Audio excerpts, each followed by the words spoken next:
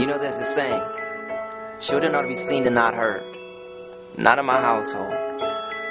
Whenever I had something to say and was obviously shy, my mom would say, speak, child.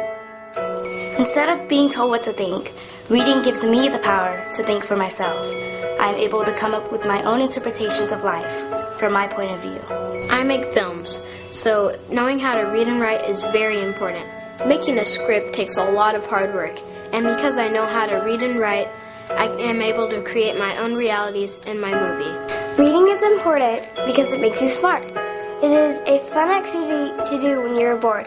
When you read, there are no limitations on your imagination. Literacy is important to our family. Not only do we get to spend time together, but our children are better prepared for school.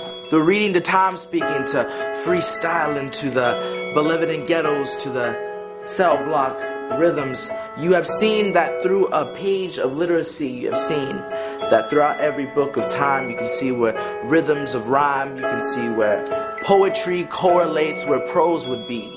Reading, writing, and literacy are all equally important. Reading encourages us to think and increases our hunger for knowledge. Writing allows us to express ourselves, and literacy not only improves our quality for life, it empowers the mind, the body, and the soul. Most of my friends are readers. A lot of the people in my family enjoy writing, but one thing they share in common is literacy. Writing allows me to effectively communicate with the world around me.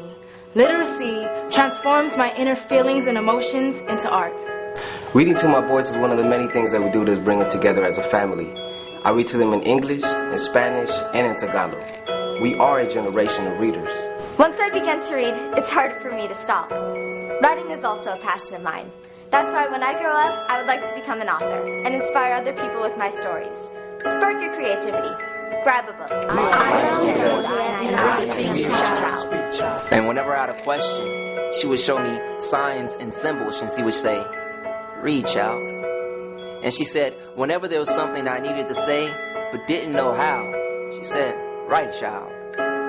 And I never stopped. My name is Judah One, and I'm a speak child.